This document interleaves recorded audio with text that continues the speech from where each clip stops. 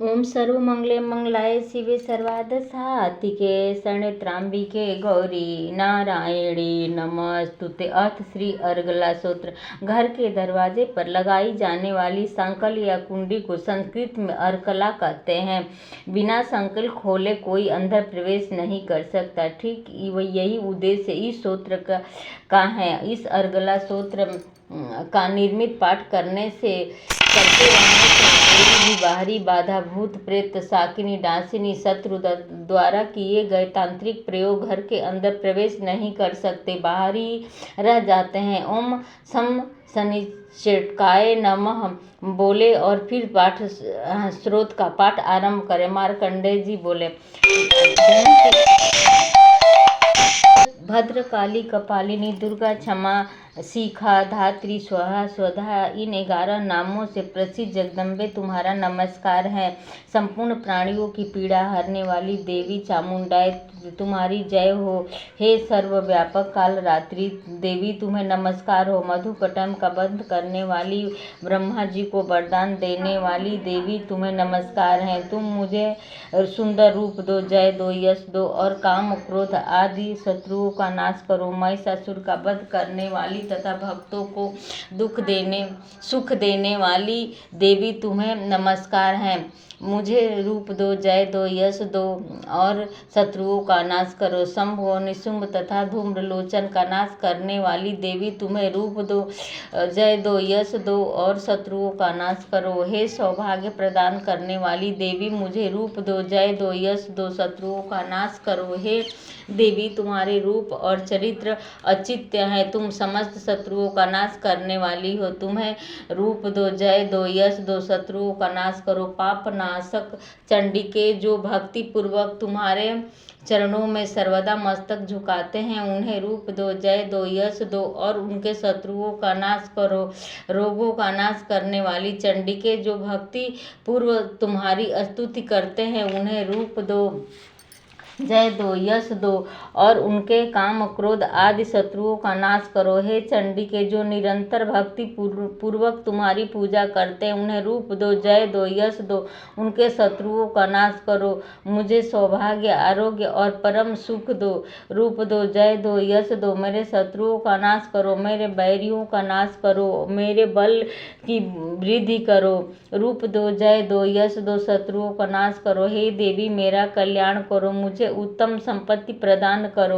रूप दो, जय दो, यश दो, शत्रुओं का नाश करो। हे अंबिके, देवता और असुर दोनों ही अपने माथे के मुकुट की मणियों को तुम्हारे चरणों पर घींचते रहते हैं, मुझे रूप दो, जय दो, यश दो, शत्रुओं का नाश करो। हे मातेश्वरी अपने भक्त जन को विद्यमान, यशस्वी और लक्ष्मीवान बनाओ तथा रूप दो, जय दो, यश दो और शत्रुओं का नाश करो। प्रचंड दैत्यों के अभिमान को चूर्ण करने वाली चंडिके मुझे शरणागत के रूप में जय दो, यश दो और मेरे शत्रुओं का नाश करो। हे चार भुजाधारिणी परमेश्वरी चंद्रमुख, ब्रह्मा जी आपका गुणगान करते हैं, मुझे रूप दो, जय दो, यश दो और शत्रुओं का नाश करो। हे देवी अंबिके, भगवान विष्णु भक्ति पूर्वक तुम्हारी स्तुति करते हैं, मुझे रूप दो, जय दो, यश दो और शत्रुओं का नाश करो। पार्वती के पति महादेव जी द्वारा अस्तुल्य परमेश्वरी मुझे रूप दो, जय दो, यश दो और मेरे शत्रुओं का नाश करो। इंद्र देव के द्वारा पूजित परमेश्वरी मुझे रूप दो, जय दो, यश दो और शत्रुओं का नाश करो। प्रचंड भुजादंड वाले दैत्यों का घमंड चूर करने वाली देवी की अंबिके तुम अपने भक्तों को सदा असीम आनंद प्रदान करती हो, मुझे रूप दो, जय दो, यश दो और मेरे शत्रुओं का नाश करें। मुझे मेरी मन की इच्छा के अनुसार चलने वाली मनोहर पत्नी प्रदान करो, जो दुर्गम संसार सागर में तारने वाली तथा उत्तम कुल में उत्पन्न हुई हो। जो मनुष्य इस स्तोत्र का पाठ करके दुर्गा सप्तशती रूपी महास्रोत का पाठ करता है, उसे प्रचुर धन संपत्ति आदि के रूप में सप्तशती के पाठ का श्रेष्ठ फल प्राप्त होता है। ओम सर्वमंगले मंगलाय शिवे सर्वार्थ साधिके शरण्ये गौरी नारायणी नमस्तुते। अथ श्री दुर्गा स्तुति का 5वां अध्याय शुरू हुआ। देवताओं द्वारा देवी की स्तुति चंडमुंड द्वारा अंबिका के रूप की प्रशंसा सुन शंभु का दूत भेजना और दूत का निराश लौटना, जो अपने कर कमलों में घंटा, शूल, हंस, हल, शंख, मूसल, चक्र, धनुष और बाण धारण करती हैं। शरद ऋतु में शोभा संपन्न चंद्रमा के समान जिनकी मनोहर क्रांति है, जो तीनों लोकों की आराध्य भूता और शंभु आदि दैत्यों का नाश करने वाली तथा गौरी के शरीर से जिनका प्राकट्य हुआ है, उन महासरस्वती देवी का मैं निरंतर भजन करती हूँ। देवी का ध्यान करने के पश्चात 5वें अध्याय का पाठ आरंभ करना चाहिए। ऋषि कहने लगे, प्राचीन समय में शंभु और निशुंभ नामक असुरों ने अपने बल के मद में आकर इंद्र के हाथ से तीनों लोकों का राज्य और यज्ञ भाग छीन लिए। वे ही दोनों सूर्य, चंद्रमा, कुबेर, यम और वरुण के अधिकारों का भी प्रयोग करने लगे। वायु और अग्नि का कार्य भी वे करने लगे। उन्होंने देवताओं को अपमानित, आधारहीन करके स्वर्ण से निकाल दिया।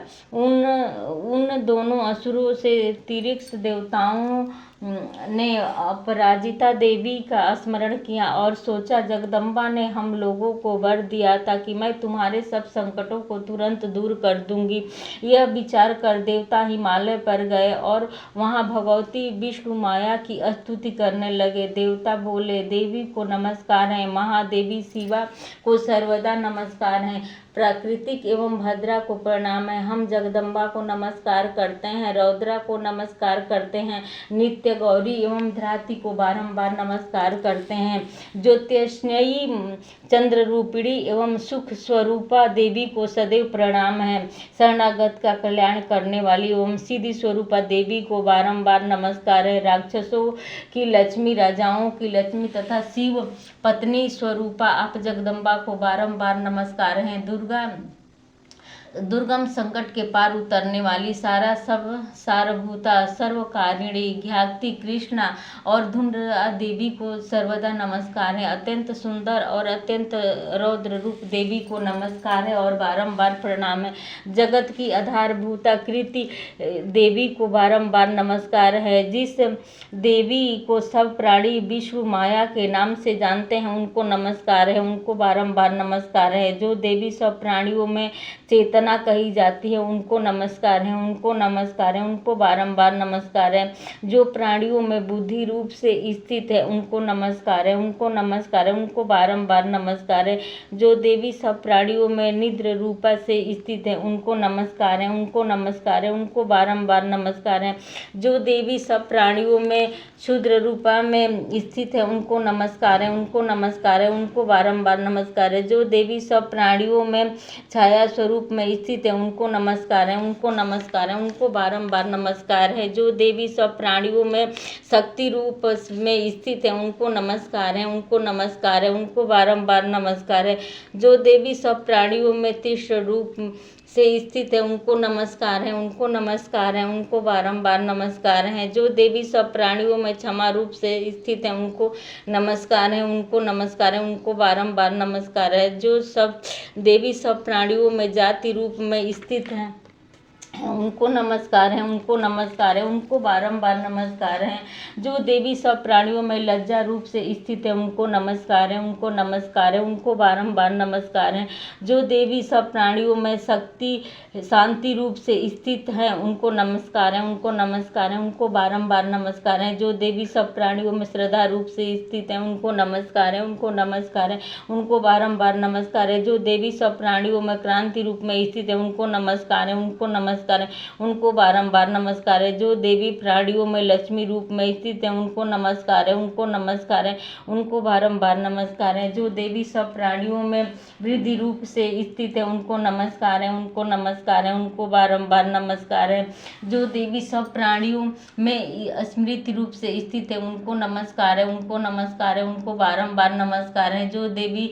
सब प्राणियों में दया रूप में स्थित है उनको नमस्कार है, उनको नमस्कार है, उनको बारंबार नमस्कार है, जो देवी सब प्राणियों में दृष्टि रूप से स्थित है उनको नमस्कार है, उनको नमस्कार है, उनको बारंबार नमस्कार है। जो देवी सब प्राणियों में माता रूप से स्थित है उनको नमस्कार है, उनको नमस्कार है, उनको बारंबार नमस्कार है। जो देवी सब प्राणियों में भ्रांति रूप में स्थित है उनको नमस्कार है, उनको नमस्कार है, उनको बारंबार नमस्कार है।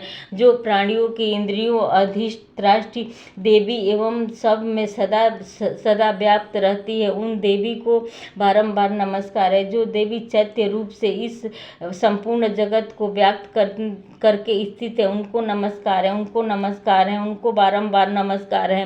पूर्व काल में अपने मनोरथ की सिद्ध के लिए सब देवताओं में उनकी स्तुति की तथा देवराज इंद्र बहुत दिनों तक उनकी सेवा करता रहा। वह मंगल रूपा परमेश्वरी हमारा कल्याण और मंगल करे तथा हमारी आपत्तियों का नाश करे।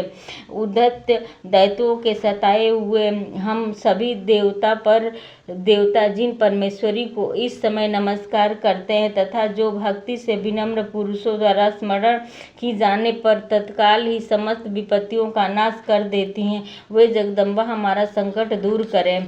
ऋषि कहते हैं, हे राजन, इस प्रकार जब देवता स्तुति कर रहे थे उस समय पार्वती देवी गंगा जी के जल में स्नान करने के लिए वहां आई।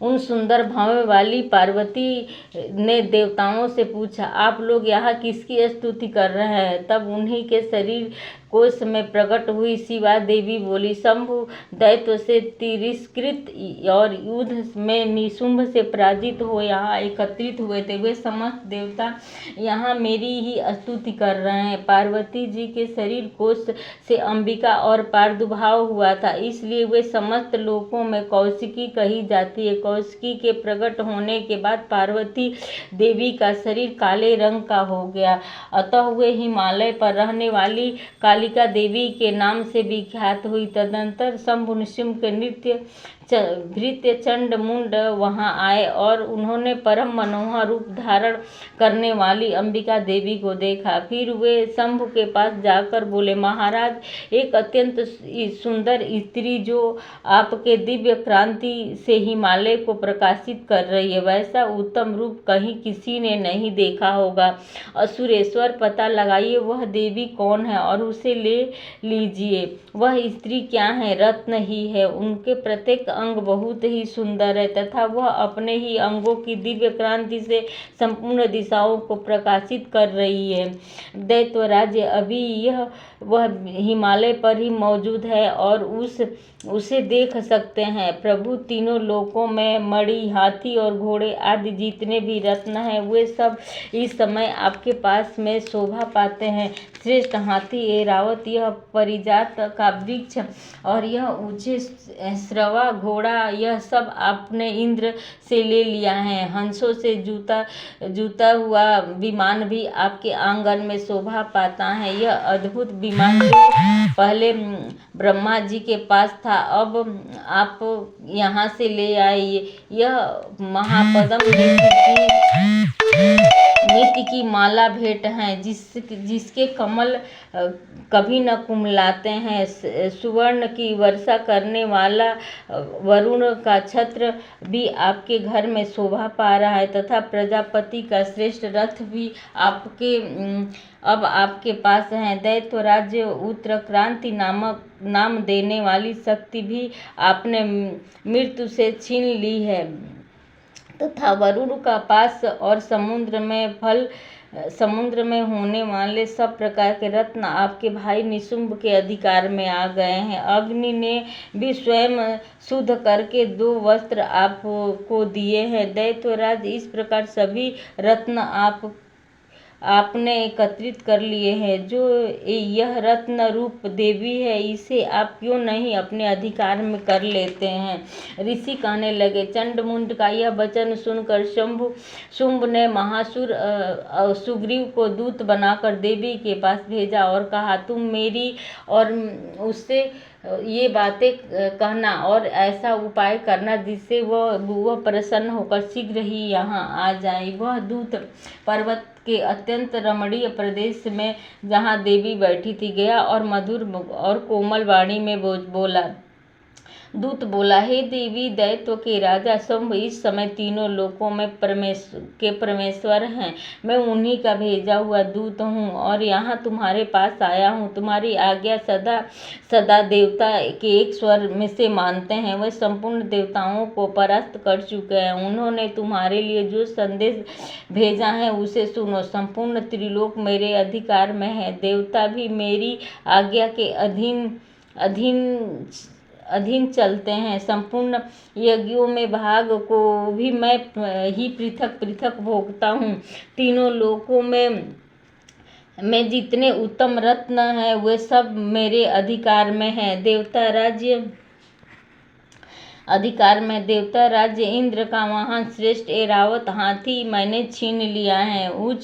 उच्चैश्वधा नामक श्रेष्ठ अवश्य उसे देवताओं ने मेरे पैरों पर पड़ कर समर्पित किया है। सुंदरी उसके सिवा और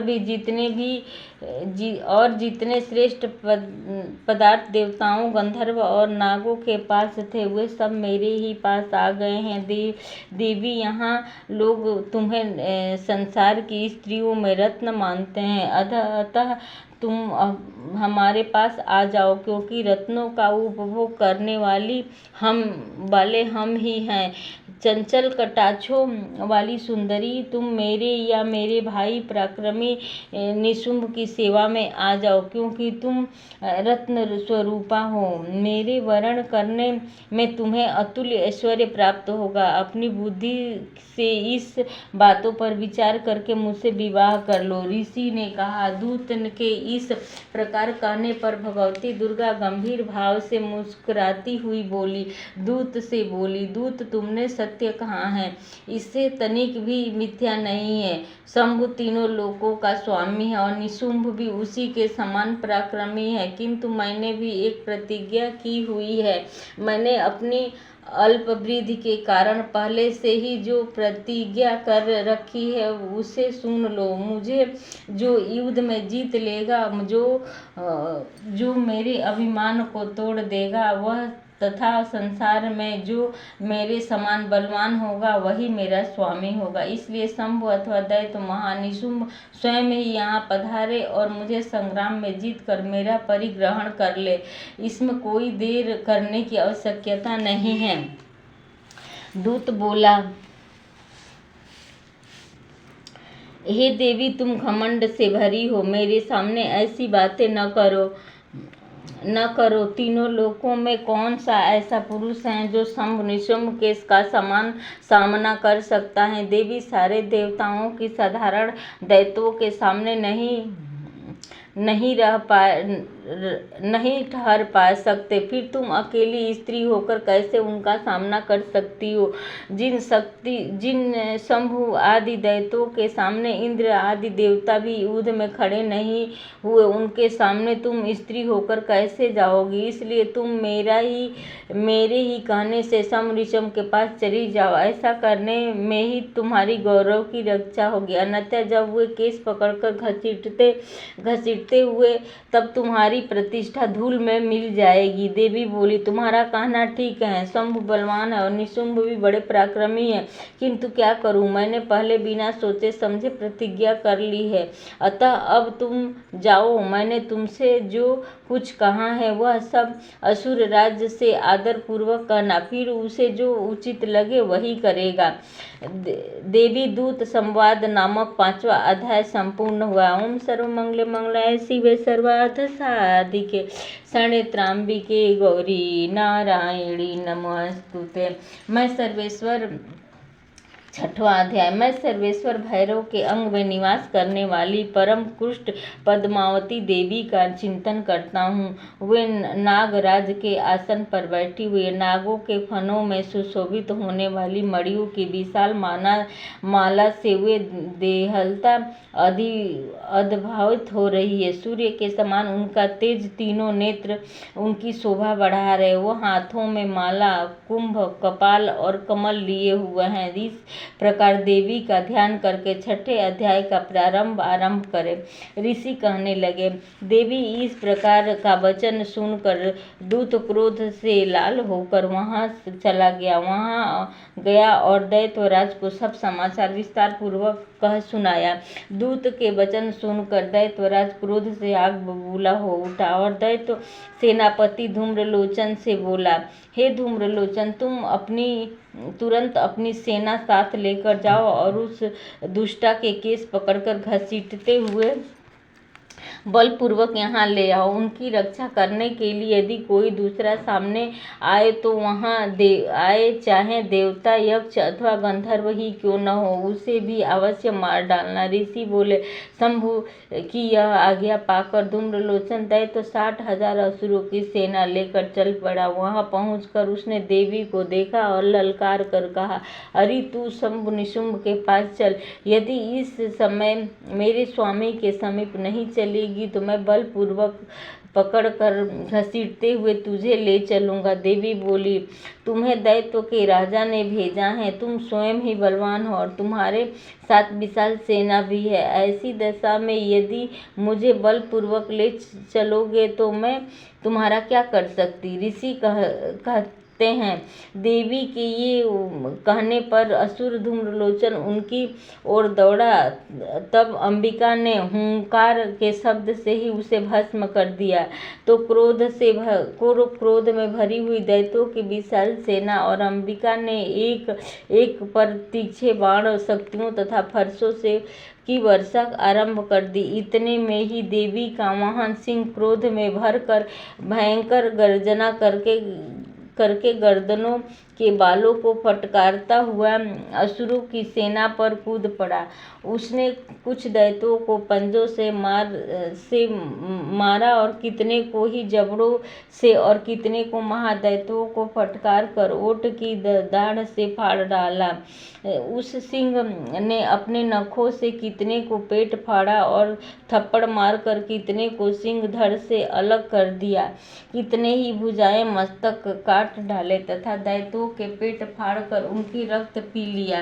क्रोध में भरे हुए देवी के वाहन ने क्षण भर में ही असुरों की सारी सेना का संहार कर डाला। शंभु ने जब यह सुना कि देवी ने धूम्रलोचन को मार डाला तब उसके सिंह ने सारी सेना का सफाया कर डाला। तब उस दैत्यराज को बड़ा क्रोध आया, उसके होंठ कांपने लगे। उसने चंडमुंड नामक 2 महादैत्यों को आज्ञा दी, तुम उनके बहुत बड़े सेना लेकर वहां जाओ। उसने बालों को खींचकर अथवा बांधकर यहाँ ले आओ। यदि इस पर भी उसको न लाने में संदेह है तो युद्ध में सब प्रकार के अस्त्र शस्त्र के सारे असुर मिलकर उससे मार डालना।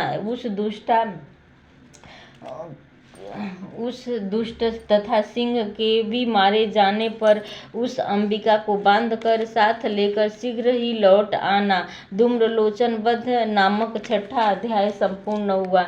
ओम सर्वमंगले मंगलाय शिवे सर्वार्थ साधिके शरण्ये त्र्यंबके गौरी नारायणी नमस्तुते। 7वां अध्याय चंड और मुंड का वध। ध्यान से सुने। मैं मातंगी देवी का ध्यान करता हूँ। वे रत्नमय सिंहासन पर बैठकर पढ़ते हुए तोते का मधुर स्वर सुन रही थी। उसके शरीर का वर्ण श्याम है और वे एक पैर कमल पर रखे हुए हैं और मस्तक पर अर्ध चंद्र धारण करती हैं तथा यह कल्लाहार पुष्पों की माला धारण किए हुए बीड़ा बजाती। वे लाल रंग की साड़ी पहने और हाथ में शंखमय पात्र लिए हुए। उनके बदन पर मधु का हल्का हल्का प्रभाव जान पड़ता है। इस प्रकार ध्यान करके 7वें अध्याय का पाठ आरंभ करें। ऋषि बोले, तब शंभु निशुंभ की आज्ञा पाकर वे चंडमुंड आदि देवता चतुरंगी सेना के साथ अस्त्र शस्त्र से सुसज्जित हो चल दिए। फिर गिरिराज हिमालय के सुवर्ण ऊंचे शिखर पर पहुंचकर उन्होंने सिंह पर बैठी देवी को देखा, जो मंद मंद मुस्कुरा रही थी। उन्हें देखकर दैत्य लोग उनकी पकड़ने का प्रयत्न करने लगे। किसी ने धनुष तान लिया, किसी ने तलवार संभाली और कुछ लोग देवी के पास आकर खड़े हो गए। उन शत्रुओं को देखकर अंबिका को अत्यंत क्रोध आया। क्रोध के कारण उनका मुख काला पड़ गया था, भ्रिकुटियाँ चढ़ गई थी। उनके उससे तुरंत भयंकर मुख वाली काली प्रकट हुई, जो तलवार और पास लिए हुए थी। वे विचित्र खंडवा धारण की और चीते के चर्म की साड़ी पहने हुए, नर मुंडों की माला में विभूति थी। उनके शरीर का मांस सूखा दिखाई देता था, अत्यंत भयंकर रूप में था।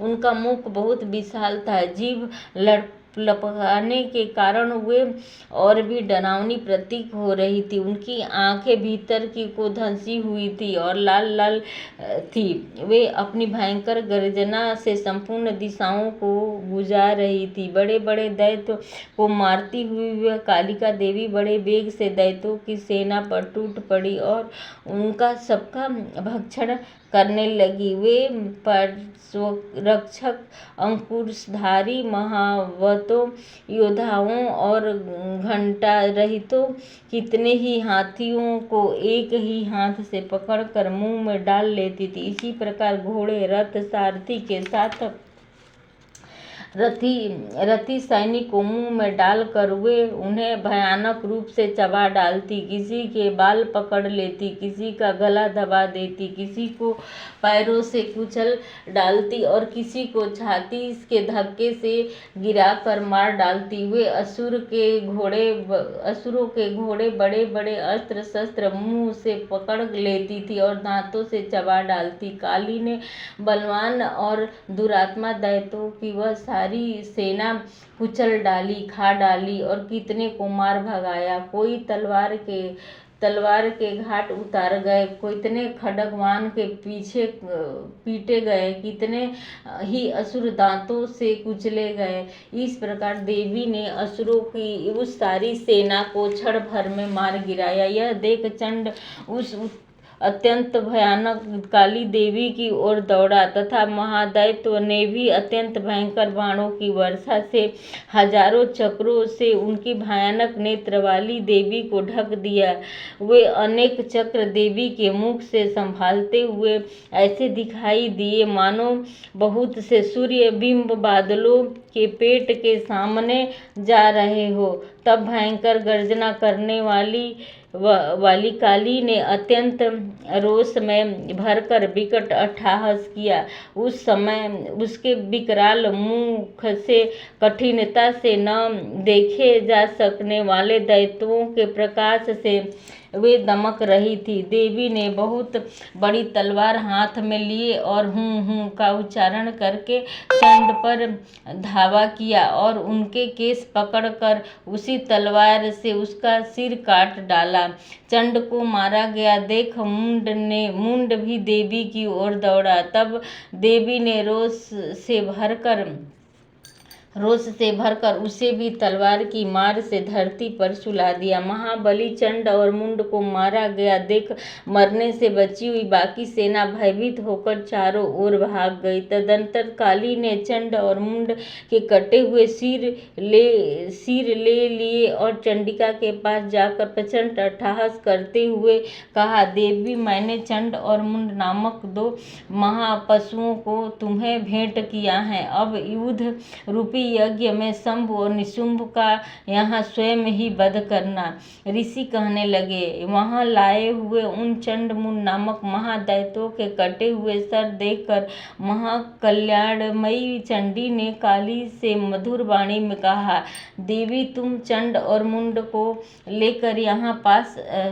लेकर मेरे पास आई हो, इसलिए आज से संसार में चामुंडाय नाम से तुम्हारी ख्याति हुई है। चंड मुंड वध नामक 7वां अध्याय संपूर्ण हुआ। ओम सर्वमंगले मंगलाय शिवे सर्वार्धसाधिके शरण्ये गौरी नारायणी नमस्तुते। 8वां अध्याय रक्त बीज वध। ध्यान से सुने। मैं अणिमा आदि सिद्धि दायिनी किरणों से आवृत भवानी का ध्यान करती हूँ। उनके शरीर का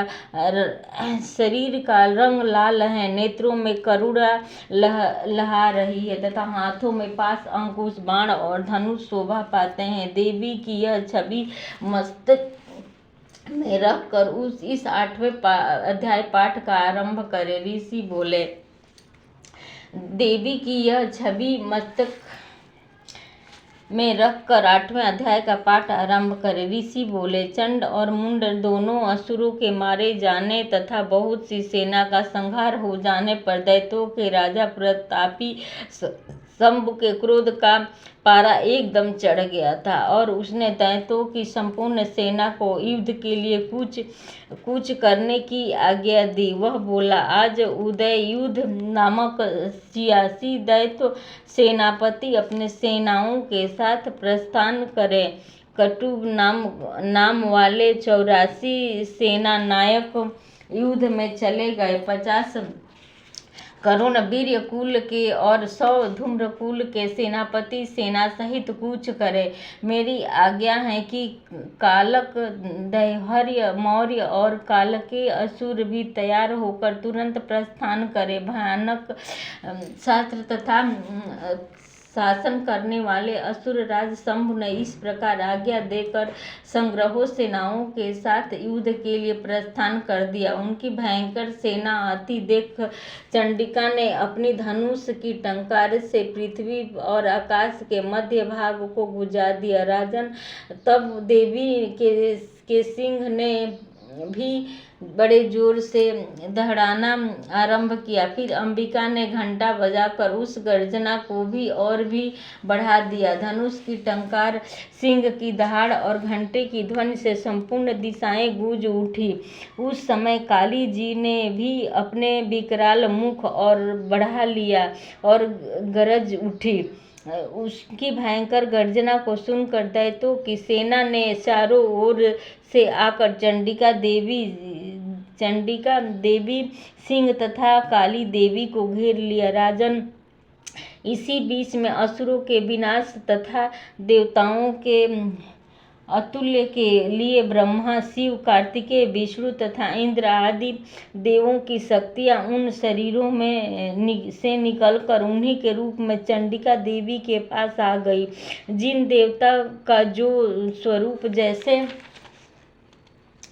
वेशभूषा और वैसा महान है, वैसे ही ठीक साधनों और संपन्न हो उनकी शक्तियां असुरों के युद्ध करने के लिए आ गई। उनके पहले हंस, जूते और विमान पर बैठी अक्षसूत्र और कमंडलू में से सुशोभित ब्रह्मा जी की शक्ति ब्रह्माणी उपस्थित हुई। महादेव जी की शक्ति वृषक पर सवार हो, हाथों में श्रेष्ठ शूल धारण किए, महानाग और कंकड़ पहने, मस्तक में चंद्र रेखा से विभूति हो वहां आ पहुंची। कार्तिकेय जी की शक्ति स्वरूपा जगदम्बिका उन्हीं का रूप धारण किए श्रेष्ठ मयूर पर आरूढ़ हो हाथ में शक्ति लिए दैत्यों के युद्ध के लिए आई। इसी प्रकार भगवान विष्णु की शक्ति गरुड़ पर विराजमान हो शंख, चक्र, गदा, साढ़, धनुष तथा खड्ग हाथ में लिए आई। यज्ञ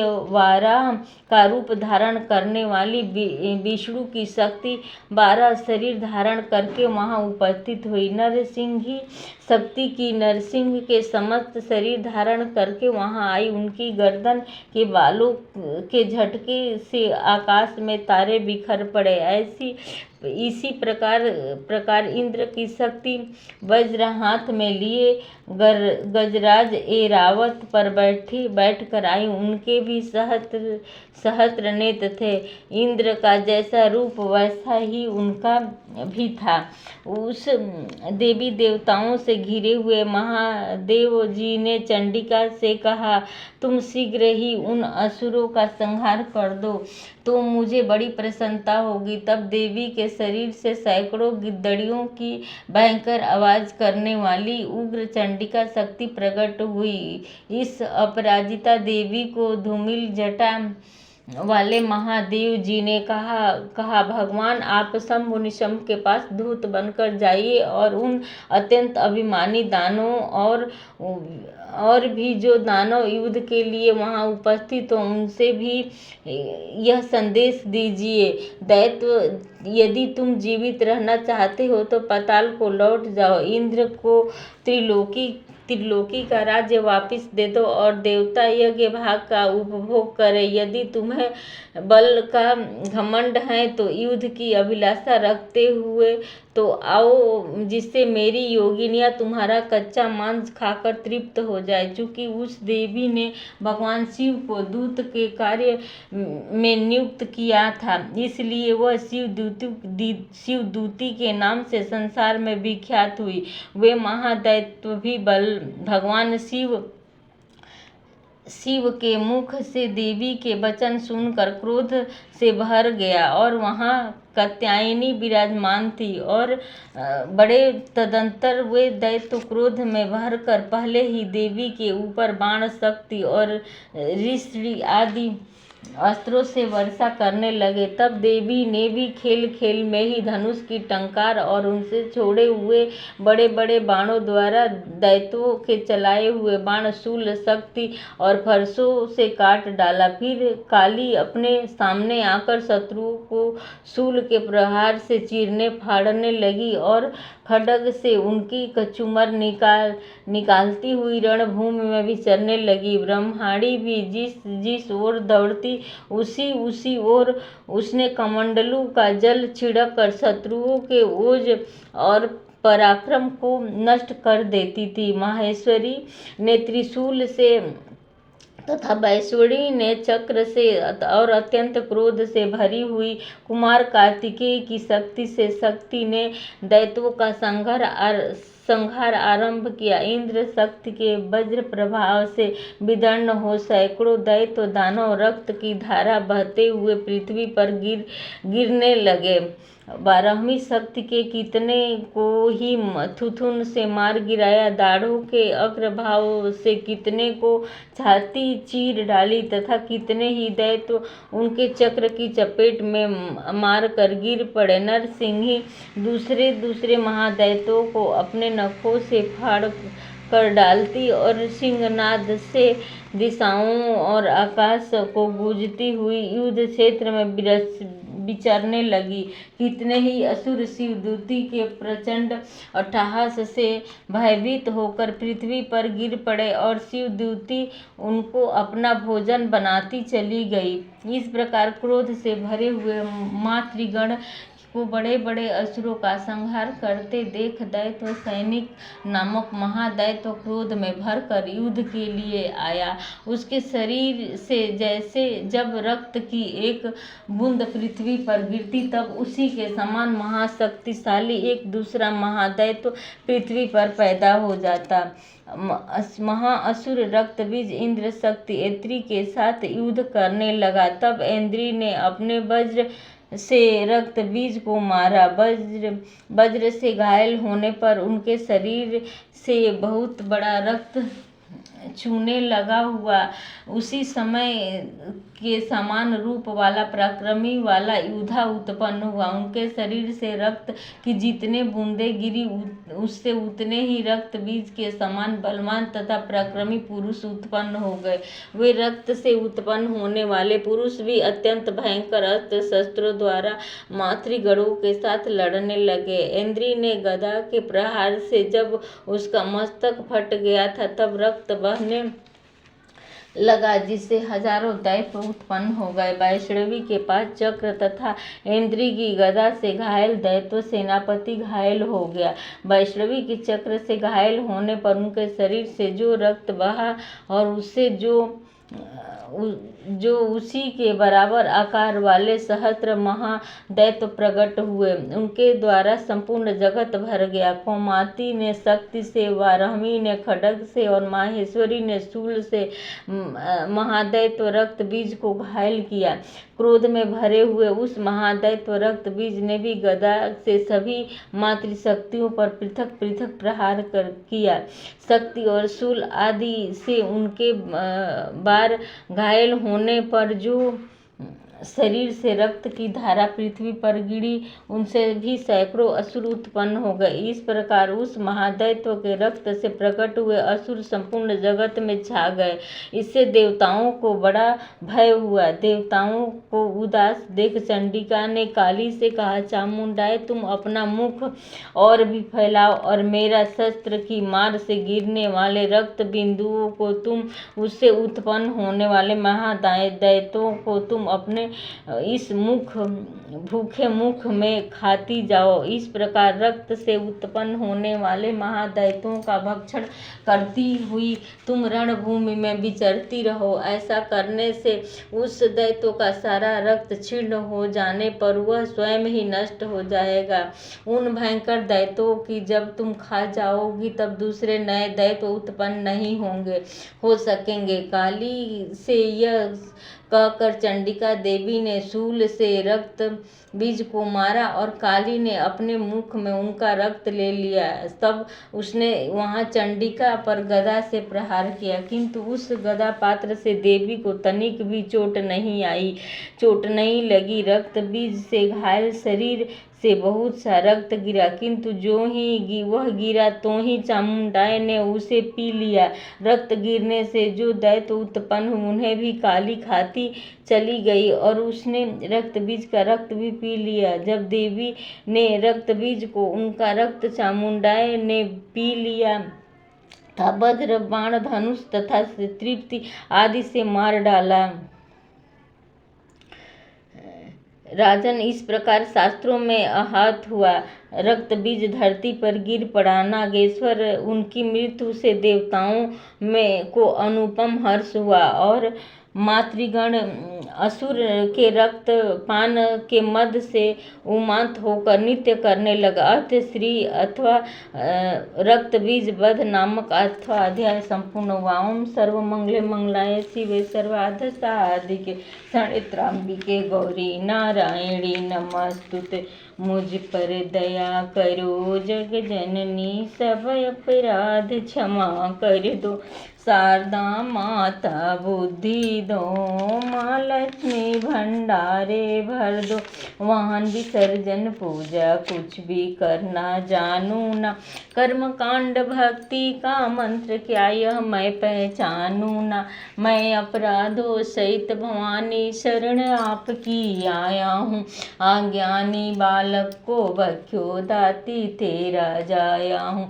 प्रगट गुप्त जो अवगन हो गई उन पर ध्यान न धरना। माँ पाठ चमन मैं करूँ आपकी आस पूर्ण करना। माँ ओम सर्व मंगले मंगलाय शिवे सर्वार्थ साधिके शरणागतिके गौरी नारायणी नमस्तुते।